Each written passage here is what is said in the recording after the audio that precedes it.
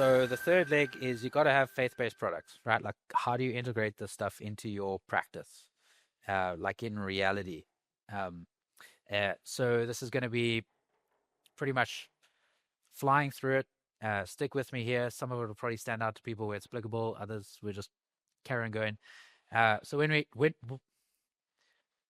very specifically in the planning world, like financial planning, um, like we got planning versus wisdom, and then reorienting our process to the biblical view. Um, so if we just work through the things that would be in the planning bucket, like this is the traditional stuff. Generally, this is what we feel we get paid for. Um, it's a service that we're providing as a tangible deliver. Financial plans, investment portfolios, ensuring material risks, estate plans, corporate structuring, family structure, etc. Like that's financial planning. Um, and I would put that in the technical knowledge bucket.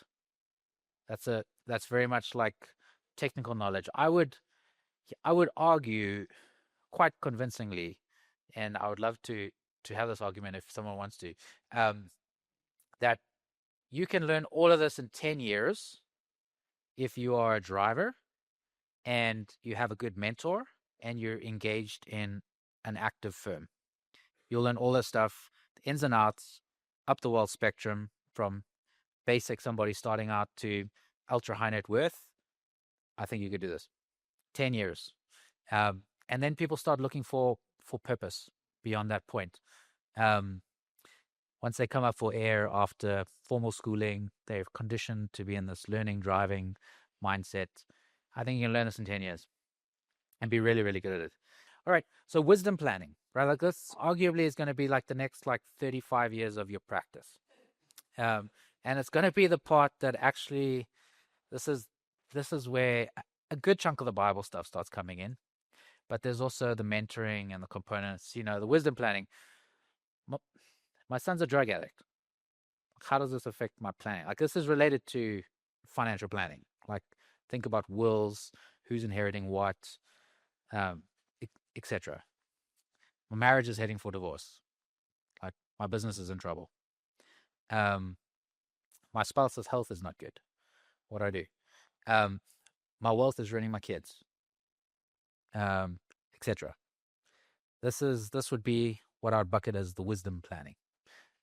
So just keeping those two buckets separate. And then, again, another piece of our calling, Proverbs 22, verse 29. Do you see someone skilled in their work? They will serve before kings. Like, you go and you learn the stuff on both sides of the spectrum.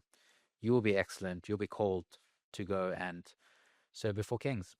You'll serve the lowest to the highest. And so biblical planning versus traditional planning. What's the difference? So just a couple Bible verses just to roll through here to show you where traditional planning comes from the Bible.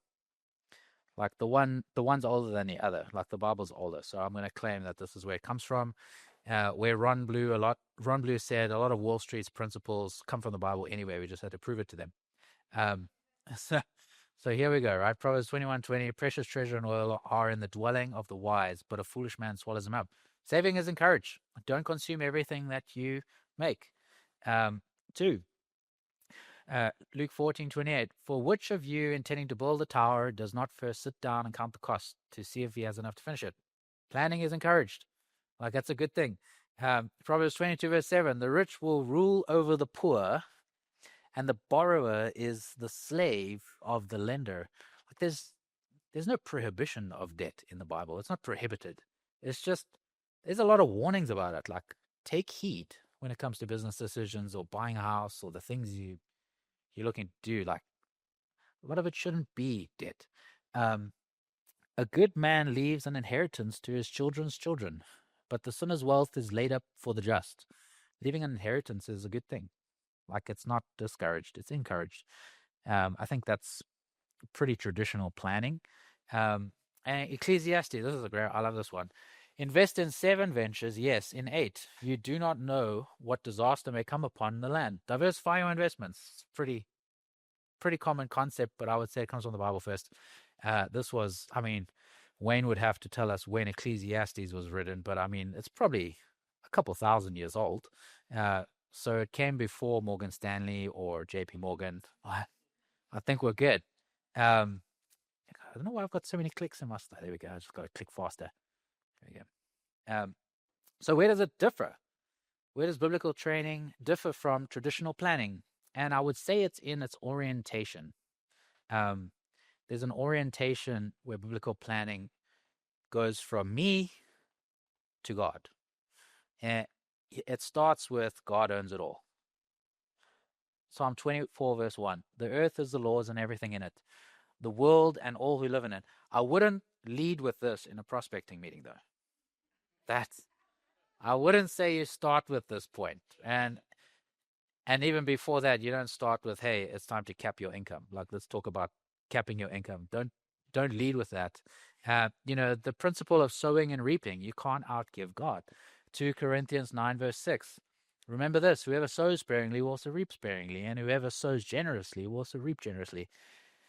That's the rubber meets the road when you actually part with your monies to invest in the kingdom.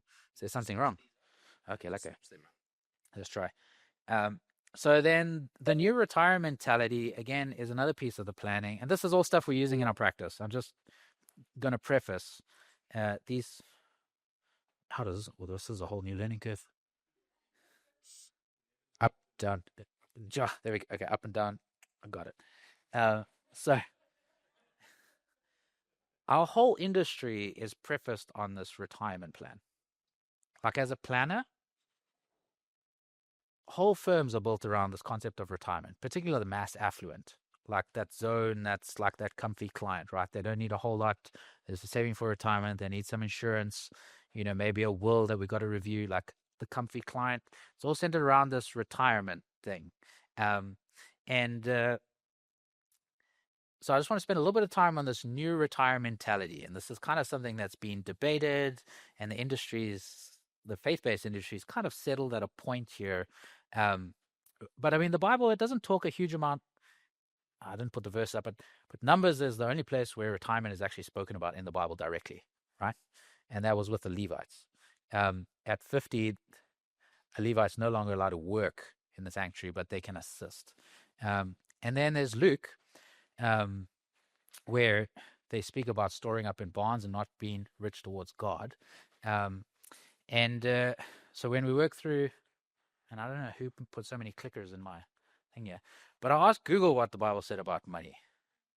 And I was a little bit surprised at how accurate it was, at least in my opinion, because this is still an open debate. I'm not saying this one's settled yet. This is not as settled as God owns it all yet.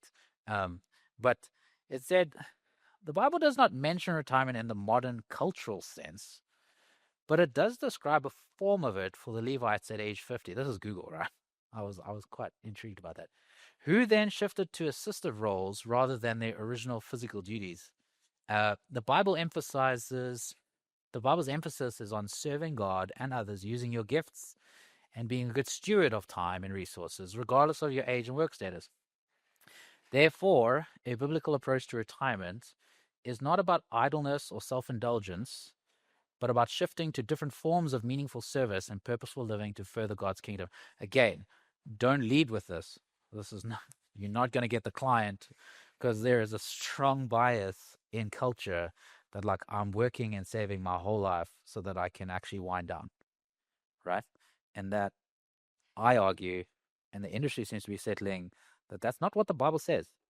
So this was Luke, a favorite verse of Willem, rich toward God, rich in God. But this verse specifically is a little bit more convictional when we're looking at it. And I don't want to harbor this too long, but when you read this verse, there are seemingly strong correlations between how this looks when you say you have plenty of grain laid up, take life easy, eat, drink, and be merry. Like, that looks dangerously close to what we would call retirement, right?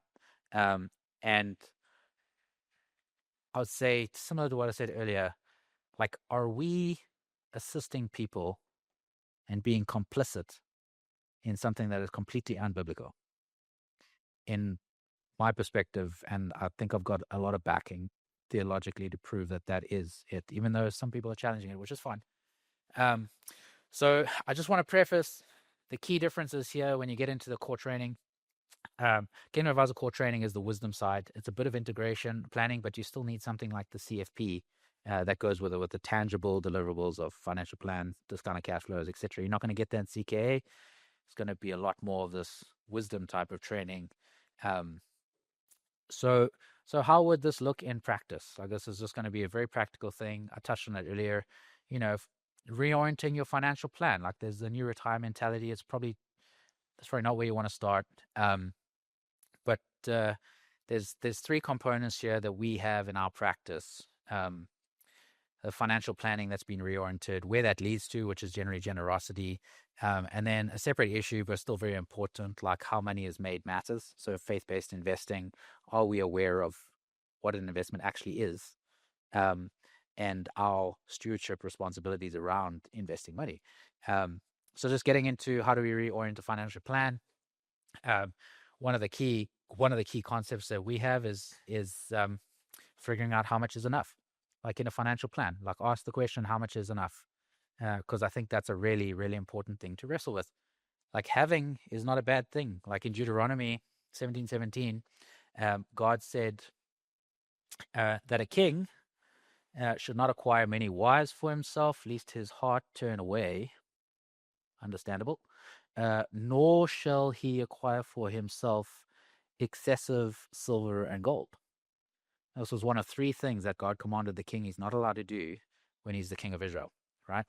The other was to go and return to Egypt to gather horses, which is more like a war metaphor as far as what I understand it. Wayne could probably contribute to that, of what it truly means. But excessive, like a key word, excessive. Like, how much is enough? Like, we're not to live on nothing. I think there's, and then you end up, again, I don't want to get too far off here, so I'm going to carry on. Excessive. So then you end up with a discussion, how much is enough, right? And then that will lead you into two types of discussion. You get to talk about, like, one, if people are like, well, as much as I can get. And I say, well, then you're going to deal with the paradox of prosperity, right? Like, it's a great discussion.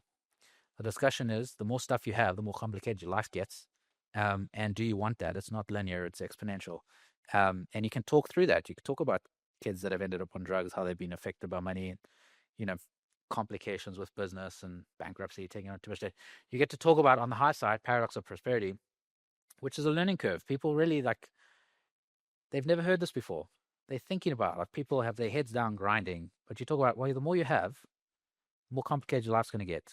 Are you sure that's it? And you can actually point, there's some studies, and some of it's been challenged, that there's actually a number of, like, happiness. There's a certain amount of income where people are the most happiest. And it seems to settle in like this really middle class, like, type of lifestyle. Like, you can comfortably afford a house, 2 cars, go on vacation, maybe whatever your vacation type thing is. Do you have a boat or an RV or a cottage or something? But it seems to cap off at that. And when it gets beyond that, people, they start getting unhappy. So you get to talk. That's like life-changing advice. Imagine somebody's just working their backside off, and you get to tell them, hey, like, bro, what are you doing?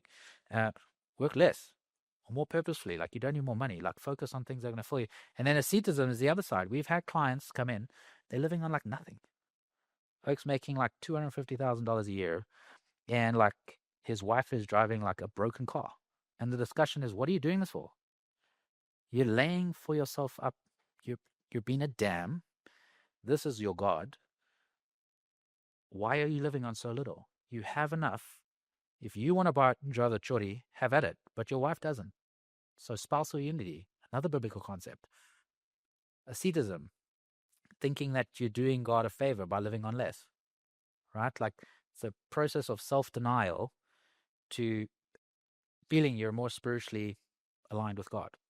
Like, that's wrong too. The Bible speaks about that. There's a book, Randy Alcorn, good one to look at.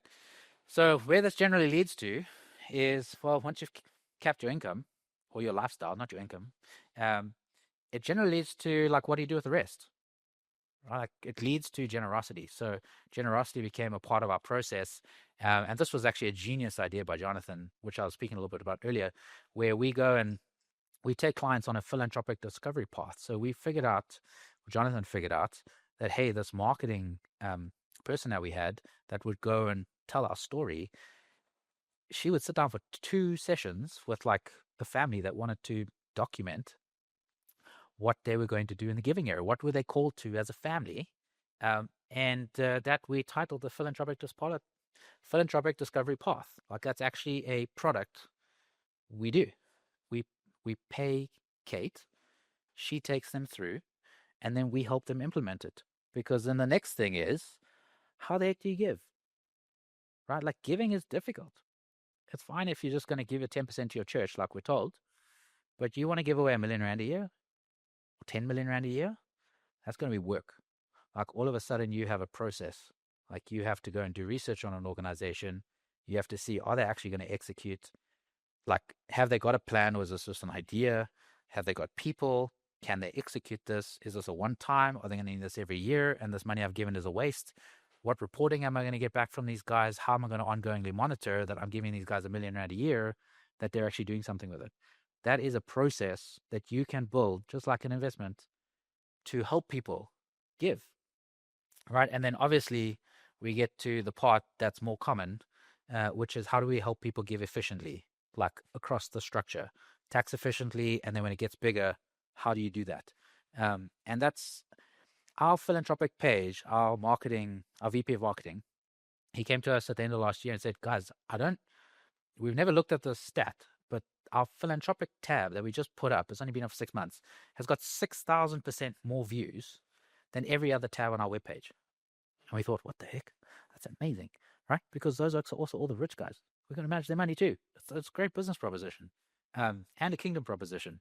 But you look at that. So we did a philanthropic discovery path, which is like amazing. And it's not a skill set we have. It's the marketing person that draws this out through like a 4-hour session, presents it, edits it, and then that becomes their philanthropic policy statement, right, for the family that they then meet with their kids about. And they tell them, they walk them through. And then the research process, we help them look at charities. If you're a current client, it's in your fee. If you're not a current client, then it's fee for service. We'll charge them for it. And then tax efficiency and structure. Like if you're giving to your church and it's just a monthly contribution, fine, right? Well, now you want to give 100,000 Rand. Go use a DAF. It's too expensive to set up your own foundation. But hey, I've had a liquidity event. I want to give a large sum of money. I don't know who I want to give it to yet. Use the DAF chassis, the donor advised fund, to park the money. Okay, what's next? Well, now you want to give R1 million a year. Let's do a foundation, right? Or you set up some other structure that fits. So that's where it generally leads. Once people establish God owns it all, how much is enough? And then we end up in the generosity discussion, which is pretty good business-wise. 5 forms of capital. I'm going to circle back on this one just because this is, excuse me. Let's just go through this. It's going to take 5 minutes. So when it comes to like estate planning, to get people unfocused on the money component, sometimes we'll do this simple little exercise called the 5 forms of capital. So there's financial capital. Everybody understands what that is. Oh, golly, buttons too sensitive. Intellectual capital, right? Which is what you know. Like it's how smart are you? What have you learned, etc. There's relational capital, like, if you think about networking and relationships and friends and family. Is character, which is really the values in your family, right? Like hardworking, honest, gentle, think about like fruits of the spirit. Those are like character. And then there's spiritual capital. So if we look at these 5 forms of capital, adjusted for a biblical worldview. So I've seen this exercise in a secular perspective as well. And, under spiritual, it's got legacy, which is a bit different. And there's a couple other things, but 5 forms of capital, great exercise. And to get clients to focus on different things in their estate planning, because the next steward, when it comes to inheritance and estate planning, another biblical principle is the next steward prepared. That's a biblical principle. Is the next steward prepared? It's not my money, it's God's money. Who am I going to give it to? Might not be my kids. Don't lead with that, but you'll probably end up there at some point. Um, so, so, and fair is not always equal, and equal is not always fair. That's another biblical principle. Like somebody might be working in a business and they should get the business, and that's 80% of the family wealth. Okay, working through that. But when you get to, is the next steward prepared? And people are talking about, I want to give this to my kids, etc., and they're worried about the kid that's on drugs, or this other kid that he spends too much, and this one he does really well, like he's really focused. And then we start walking through, okay, the whole conversation's been about money, right? So the first question I'll ask these guys is, out of the 5 forms of capital, if you're going to give somebody a full inheritance, not just a financial inheritance, but a full inheritance, you want your kids to inherit all 5 forms of capital, not just financial capital, which one would you bankrupt, as in which one would you not pass on, right? And which one would it be? Which one would you not pass on if you had to give your kids 4 of these and you weren't allowed to give them one, right? And the answer is almost always, I'm not going to give them financial capital. They can take care of that themselves, right? You give them everything else. So it kind of helps people understand, is the next year prepared? And then we ask the next question, if you could only pass on one, which one would it be? And like most of our Christian clients, they're spiritual capital. And non-Christian clients, they can't really tell you. They actually struggle with the hierarchy, whether it be character or relational or intellectual. Some of them want to pass on their networks. Some of them want to pass on their intelligence. Some of them feel like their work ethic has got them places. But it makes people think. I don't want to spend too much time on there. Faith-based investments. Let me just spend a bit of time here. This will probably be 15 odd minutes, because it is something that's a bit of a calling on my life. But there's also a practical thing that you guys can do today to start coming in line with this. And it's a process, changing your portfolios within your firm. For example, we have 1,400 accounts at our firm. We run model portfolios. In those model portfolios, I use a manager of manager approach. So there's 9 to 14 managers in each portfolio, and they each manage a strategic pocket of the portfolio. And they are not Christian managers, because we don't have that in Canada yet. So I sit in the same boat, and this was part of the blueprint of how do we take this faith-based finance industry to the world, right? Leveraging what's already built in America, because we're like, we can't do this in Canada. Even though we got 200 KA members and 100 Kingdom advisors, it's been incredibly hard for us to get to that, to actually have a viable, credible, performing product that advisors can confidently take to their clients to use with no track record on it. So how do we do that? So starting with, well, what do I do now? Or I guess, actually, yeah, I start a step back from that, because I'm not sure everybody here understands faith-based investing. What does that mean? And even just investing, like how do most people see investing? What is investing? What then is a biblical or faith-based investment? Gosh, I've got like 12 clicks here. So how we tend to see investments, whereas investors, they take their money, right, and they put it into the market, and that gives them a return. I'd say that's fairly typical.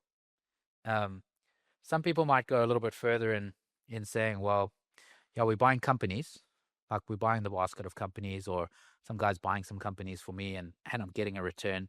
I would say that's how most people see investing, just in the general public terms. Advisors, we probably go a bit deeper than that, but I would say that is pretty close to how most advisors are even articulating it to their clients. Is, hey, give me your money, I'm going to invest it for you, and then you're going to have enough return to retire. You're going to generate 5 or 6 or 7%, depending on the country and the risk profile, to be able to retire and live on that money. So if we just let's look at this a little bit clearer. So like, investors supply capital to a business. So in the primary market, you take money and you give it to a business that is funding an idea.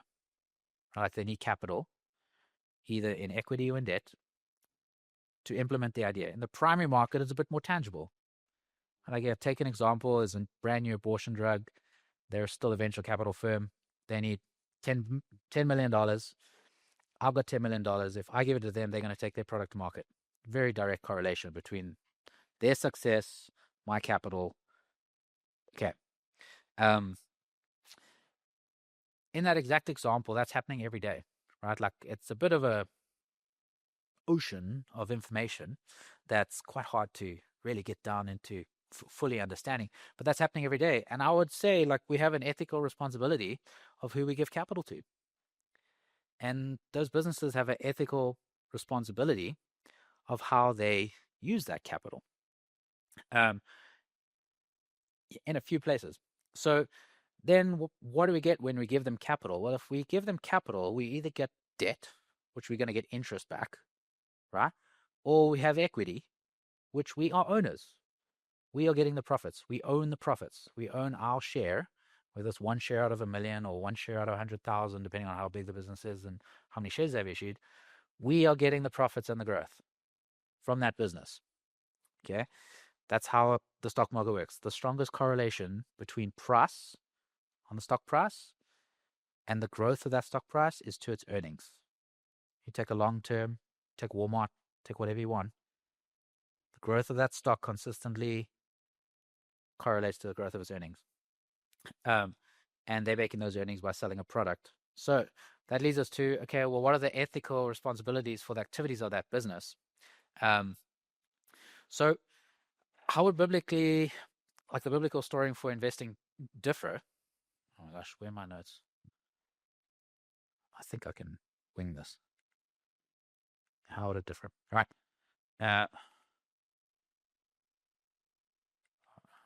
Here we go. Yep.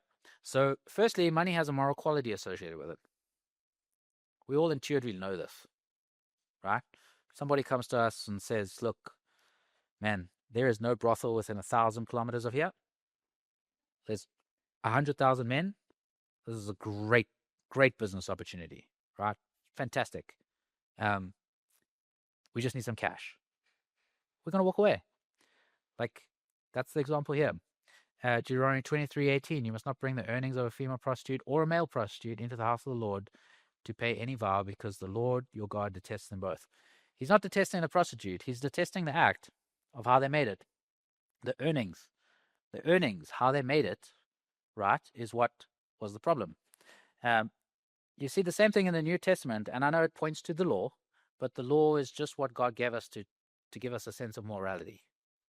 So the chief priest picked up the coins and said, it is against the law to put this into the treasury, since it is blood money. Like, money has a moral quality to it, which we all intuitively know. We sometimes have a seared conscience from exposure, but we know money is a result of our actions. That's how we get it. And those actions are morally associated. So how money is made matters, right? Like, that's this rig. We have help mark out, ne? Right? So how money is made matters. So just walking through one verse, Proverbs 1:10 through 19. This is Solomon warning his son about enticement from unjust gain. Right? So it says, my son, if sin has enticed you, do not consent. And then this verse goes on, and it's using really over-the-top hypothetical language of, we're going to lie in wait, we're going to ambush these people, and we're going to take their stuff, right? But don't miss the point. The point is what is led with here. If sinners entice you, do not consent. How do we get enticed? Right? I would say, we get enticed by business, by business endeavors.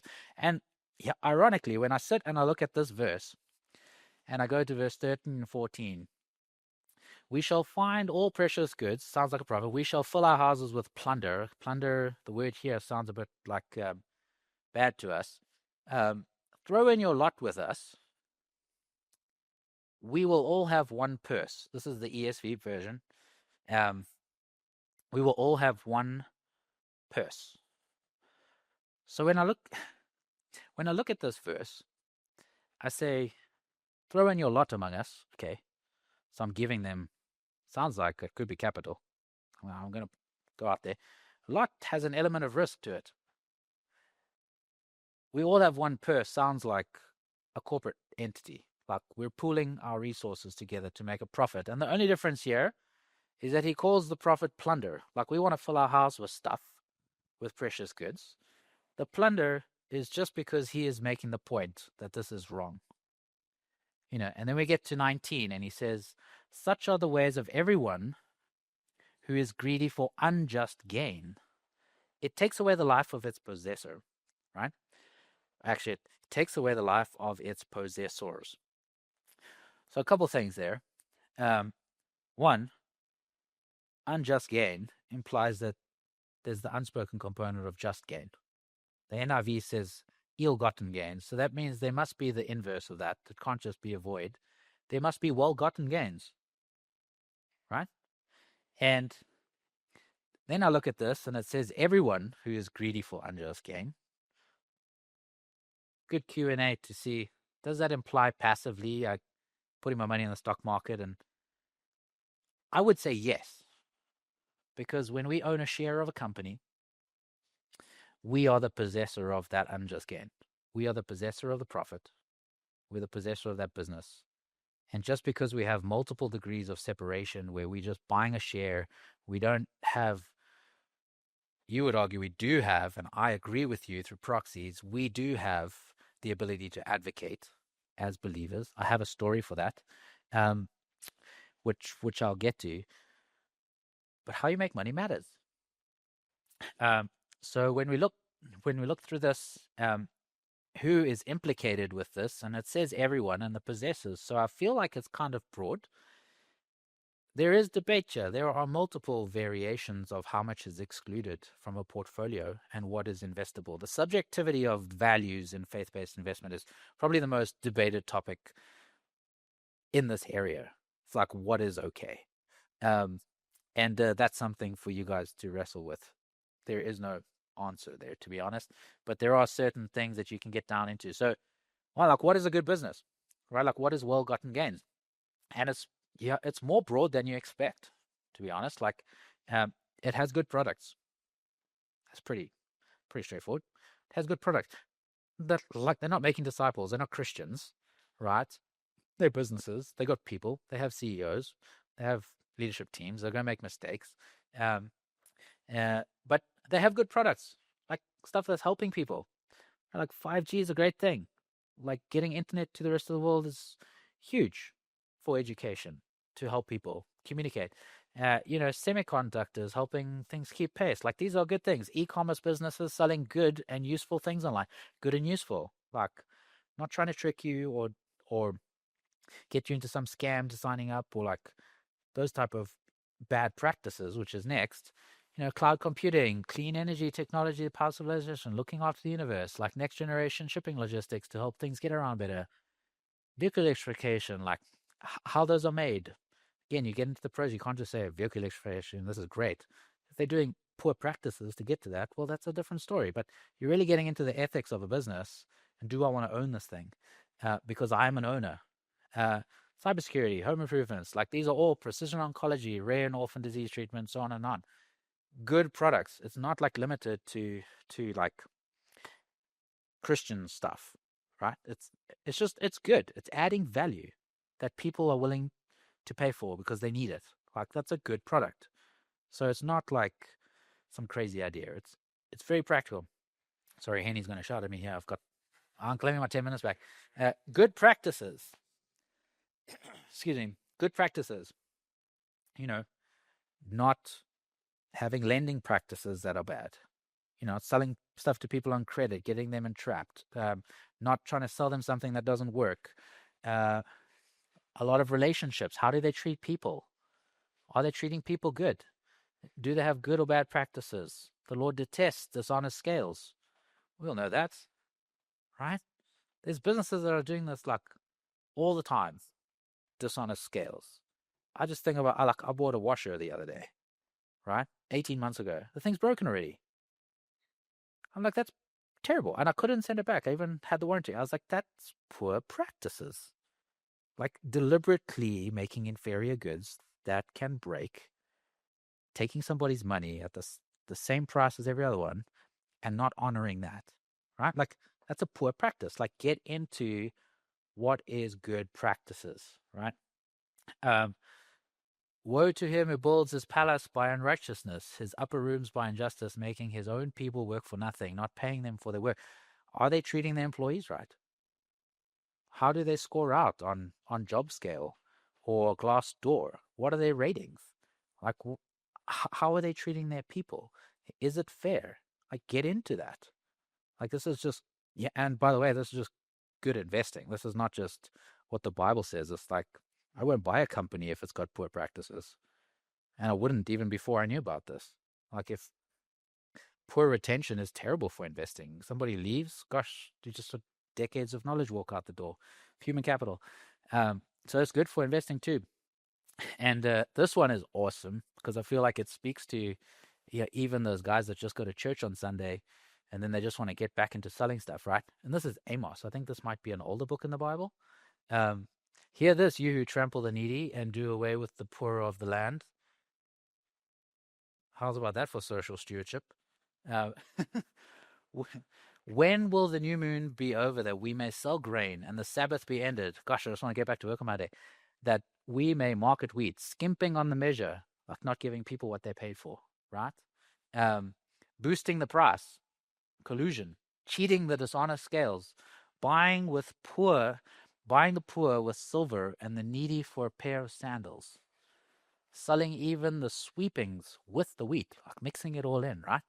The Lord has sworn by himself, the pride of Jacob, I will never forget anything they have done. I was like, wow. Like, isn't that like a picture of a bad company that you will see on the stock market? You look, just get 5 companies in, you'll find some of this. Um, so what does this look like? I don't want to spend too much time because I actually want to show you how to do it. But we're giving capital to businesses. We have an ethical responsibility of who we give that money to because we are going to facilitate their product, whether it's the primary market or the secondary market. You want to see a company go bankrupt? You watch their stock price decline where they can't issue shares to pay off their debt, right? NVIDIA's got 120 billion of debt. They want to pay that off tomorrow. They issue 2.5% of their common stock and they're out of debt, right? You have another company that's got $100 billion of debt. You look at like a Boeing. Boeing will go out of business because their stock price is low. Their stock price doubled, they could pay off 25, 30, 40% of their debt by issuing new stock. That's the secondary market, right? That's holding up the price because people own it, funding their deal. There is a correlation between that when you really get into the dynamics of it. We have an ethical responsibility to supply capital to ethical companies that have good products, good practices, so that we know that we are getting well-gotten gains and not unjust or ill-gotten gains. So how do we do that? Just moving into where do we start this in practice? First thing is know what you own. It's actually not that difficult. Just know what you own. Just start there, right? You got a basket of mutual funds. Just know what you own. How I do that? I mean, I got a little bit more time. That is my job, CIO. I look at each one of the managers. I grab each position. I run each one through one of these screens. Inspire.com. All the companies on JSE are on there. Capitec, Discam, First National Bank, all of them. They're all on there. Morningstar, awesome reporting. Just go in there, look at their values. How you're going to see a whole bunch of stuff. You're just gathering information. Most of Inspire's data and evaluator comes from Morningstar. You pay a little bit, well, pay a lot extra. You use Morningstar Direct. That's going to be like massive data. Know what you own. Go into each one of your funds. Even just start with the top 10 positions. See what violates in the screen. You punch in their ticker. See what shows up. Grab each one of your portfolios. Put the positions in their spreadsheet. Go through each one. You know, abortion, tobacco, alcohol, mark X or Y if it's good or bad. Just know what you own. Just start there so you know that. And then if you are a portfolio manager or you can buy individual stocks, establish a process for screening individual companies. Like in your research, if you're buying individual stocks for clients, you must have a process. If if you're buying them without a process, you better increase your E&O. Um, but just add it to your process. This is my value screen. Like I've got to go through, email the investor department of the company with my checklist of, do you have anything that violates these screens in value? You call them 30 minutes to an hour on the phone with the investor relations department. They'll tell you, yeah, we donated to here, here, here, here, or yeah, we sell this, or well, we kind of have this entity over there. They'll speak to you about it. Put in your process. Um, and so that's that, right? As I said earlier, the subjectivity of what to own, like what is okay to own. If a company gets some, some just exclude everything. Like if you look at Eventide, they're like a 360 screen. If it doesn't pass the screen, we're not owning it, right? At all. If they generate like 1 penny from tobacco, sorry, bud, like that's not in there. Others will say, well, they can maybe make an immaterial amount of their revenue from it, 1% or 2%, right? From a certain line of goods. So that subjective, I wouldn't say it's subjective. I think once you get really down into it, you'll end up where Eventide is. Those are serious thinkers. And then this is the part that really takes um, uh, conviction, is to opt out in things that do not ethically cut the mustard. And that's not always possible. As I said, we don't have faith-based funds in Canada. I use a manager of manager approach. It's all wrapped in a mutual fund structure. And there are things in our portfolio that I know what we own. We have an international fund. They own Japan Tobacco. I can't get rid of it. Tiny piece of the portfolio. I look at it, I think, I know it's there. I'm working towards getting rid of it. I can't get rid of it yet. It's not prudent, and it's somewhat immaterial. Another manager I just got rid of this year. He's probably the best manager in our portfolio. I went to a conference. He was one of the speakers. He started bragging on how the alcohol industry is so attractive, and he's been buying spirits. And he started quoting that alcohol companies make 73% of their revenue from their top 10% of the clients, who drink something like, what's the status, like 85 drinks a week or something, right? And he's like, these people are never going to change their habit. I thought, okay, I don't care how much you own of this, I can't have you. So he just left the portfolio. He was a big holding. Like he went up to about 14% of our equity portfolio, and he was brilliant. He was probably the manager I see the most eye to eye with as far as like fundamentally investing money. So I had to let him go, and that, it kind of hurt. I kind of still feel a bit exposed. Um, I I allocated to the other managers that I trust in that area, but to be honest, I'm like, I kind of wish I still had him. We go through rough times. He's a baluster. I'm just trusting the Lord that that's going to work out. Um, so yeah, and then opt into things that do cut the mustard. So like, there's a screen. Start on the left, negative. Get rid of stuff you don't agree with. Shucks, move towards things you do agree with. Like, there are a lot of great companies out there. There are even Christian companies. There's a Coca-Cola bottling company on New York Stock Exchange. It's a Christian company. Coca-Cola bottling on the New York Stock Exchange. They're a Christian company. I could pull up their webpage. You're going to see they are a Christian company on the New York Stock Exchange, right? Like, straight up out there. Awesome. Bottling Coke. Great. So my vision, so that's the practical implications. This is more about a bit of a calling, which we were working on with Willem before he passed, and still something we're going to carry on going. But as I said, in Canada, we have this issue of economies of scale in trying to get a faith-based investment product that is marketable, that's actually good, that's fairly priced, that advisors can have full confidence that they are going to be able to use in a client portfolio, no matter the size. So I just basically step back with my process, and I've come to the point where we need to leverage what's already built in America, but not everybody has access to the U.S. market, because it's not that's not a direct stepping stone to just buy what's on the U.S. stock exchange. For most other countries in the world, you have to go through like Ireland or Cayman or whatever. But the vision is basically to to build a fund where we have economies of scale that is credible, its track record, and has a global framework. Like anybody in the world can buy it. So we want to form a U.S. listed, globally diversified manager of manager equity ETF using the managers that are already in the U.S. that are faith-based managers. So exactly the same structure they're in right now, the capital market expectations, strategic allocation, and then our higher managers in each pocket of the portfolio where they have shown that they can produce alpha with skill.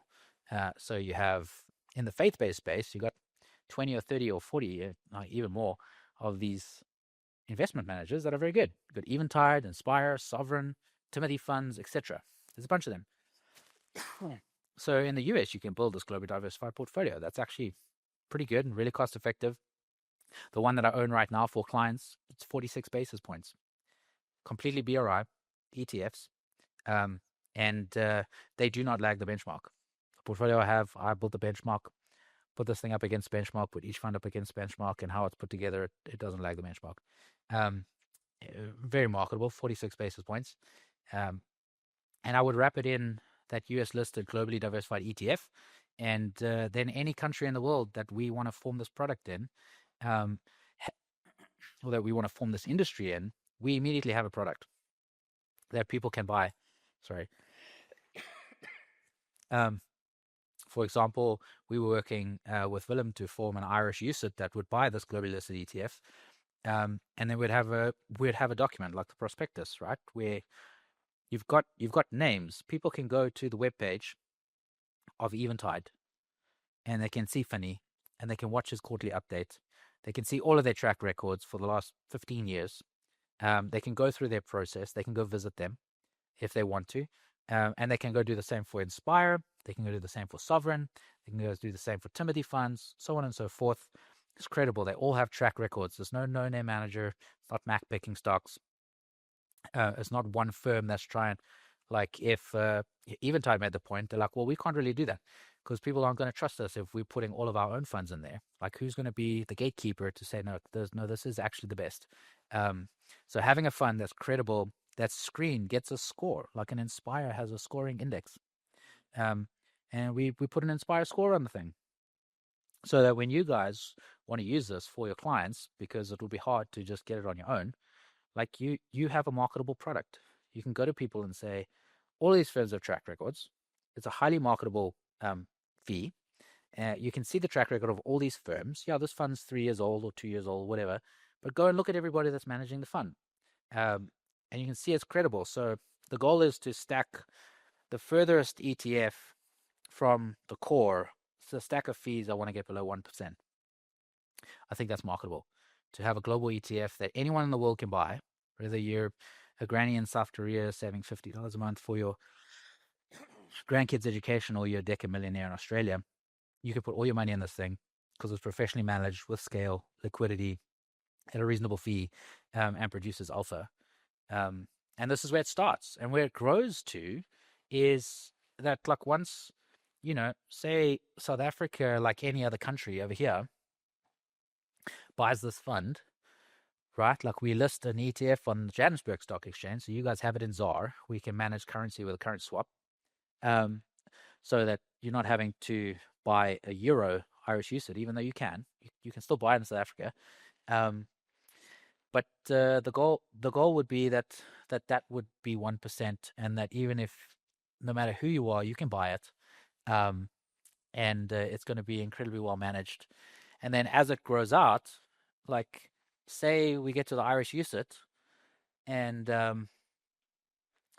the US large cap equity position in the fund gets to a sustainable size, say it's $30 million or $50 million, we can actually roll out our position, form a fund that is Eventide's US large cap equity fund on the Irish Stock Exchange, so that people can use that as a tool.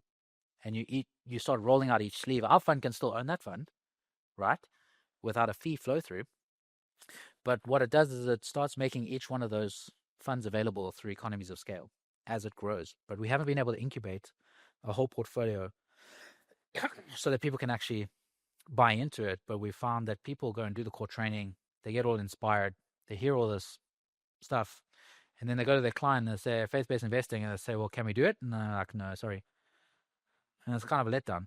And it takes a bit of the passion away. So this would be the thing that I leave with you, um, of the goal of where we want to go.